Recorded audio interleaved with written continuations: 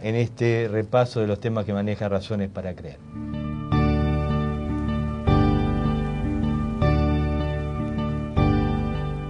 Nuestro quinto y último tema en este programa Presentación de Razones para Creer será sectas y sectarismos. Fernando, hay muchas definiciones de sectas, pero ¿cuál sería la tuya de qué es una secta y qué no es una secta? Bueno, yo le diría que es correcto lo que decís, inclusive hay interpretaciones psicológicas, Sí. sociológicas y varias otras posibles, pero básicamente a mí me parece que lo más importante es, en una secta propiamente dicha, es el separarse, ¿no es cierto? Secta puede venir de seguir o de separarse o ambas cosas, pero probablemente tiene que ver más con la separación. El ¿separarse de qué? Por un lado, una corriente de pensamiento religioso, es decir, la secta, aunque se han dicho otras cosas, pero tiene que tener alguna dimensión religiosa y de fe. Separarse, generalmente separada de una corriente principal, generalmente con un liderazgo autoritario, ¿sí?, que impone a sus miembros exactamente lo que deben creer y limita las relaciones de los miembros con aquellos que no son miembros. Y fomenta muchas veces una mentalidad de que en realidad ellos son los elegidos, que no se tienen que mezclar con los otros, que ellos solamente tienen que exponer sus ideas, pero no tienen que ser expuestos a las ideas ajenas, y de esa manera mantenerlos aislados. Ahora, cuando uno habla de religiones, uno está manejando en cierta forma verdades absolutas. Entonces, qué fácil es, ¿no?, pensar que esa verdad absoluta es distinta a la del otro. O sea, ¿cómo manejo esto de tener conceptos absolutas, pero no cerrarme a otras interpretaciones? No es fácil, ¿no? No es tan fácil, pero sin embargo, en realidad yo creo que si vamos al fondo de la cuestión,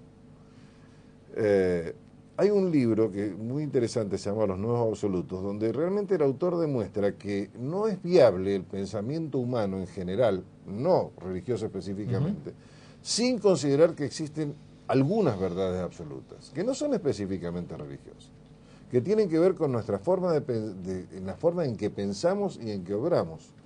Entonces no es tan así como que el religioso maneja verdades absolutas y los otros no, porque hasta el relativista que dice todo es relativo, bueno, por lo menos eso es una verdad absoluta.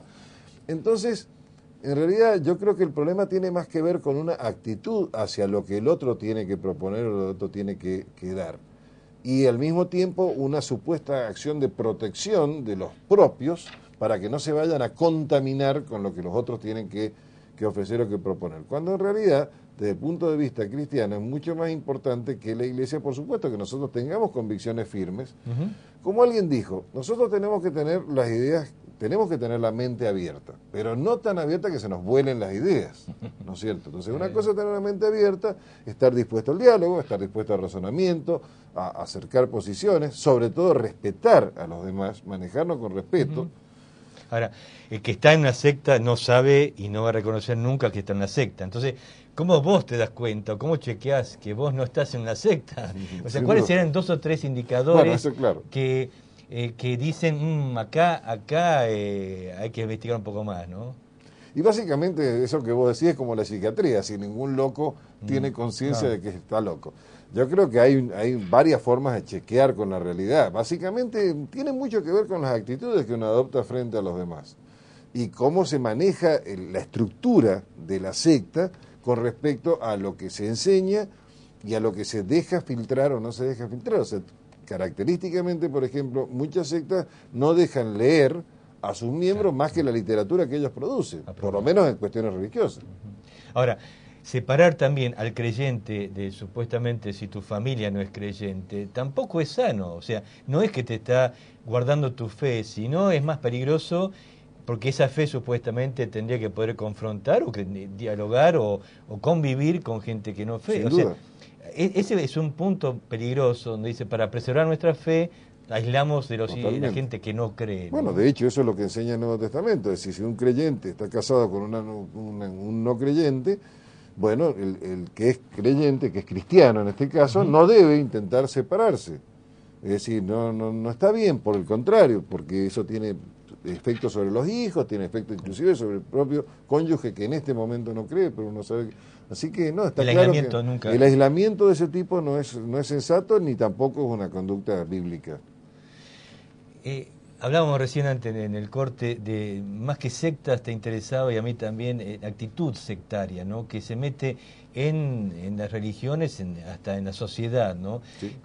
¿Qué es una actitud sectaria y que es mala y peligrosa?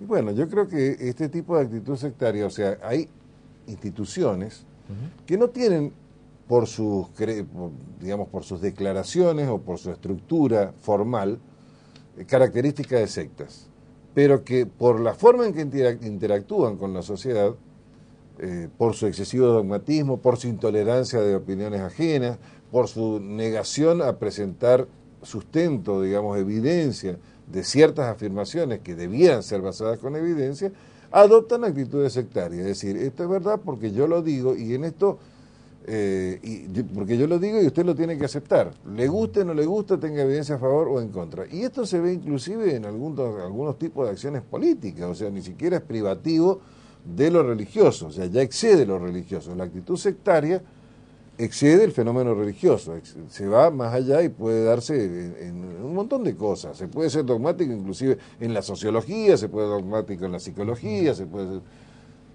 Esa actitud intolerante y dogmática es la que caracteriza el sectarismo. Mientras hablabas vos, se me ocurría por lo menos dos indicadores que se me ocurren.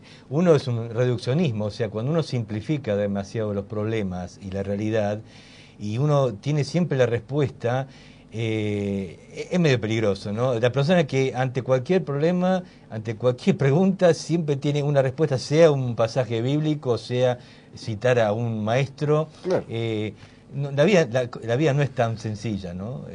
Claro, en muchas cosas, yo creo que se pueden tener respuestas claras en muchas cosas, pero uno debe sospechar de aquella persona que siempre tiene, como vos decís, la respuesta justa para absolutamente todas las circunstancias, y a veces circunstancias que, como creyentes, debemos confesar que nos dejan perplejos. Sí. ¿Cómo puede ser la pérdida de un ser querido? A veces, en vez de tener una respuesta prefabricada, lo que uno tiene que hacer es callarse y acompañar. Y es lo más sensato que conviene hacer. Es decir, la compasión o el acompañamiento se puede demostrar de muchas formas. Y a veces uno, si no tiene cosas para decir, es bueno que se calle y escuche lo que los demás tienen para decir.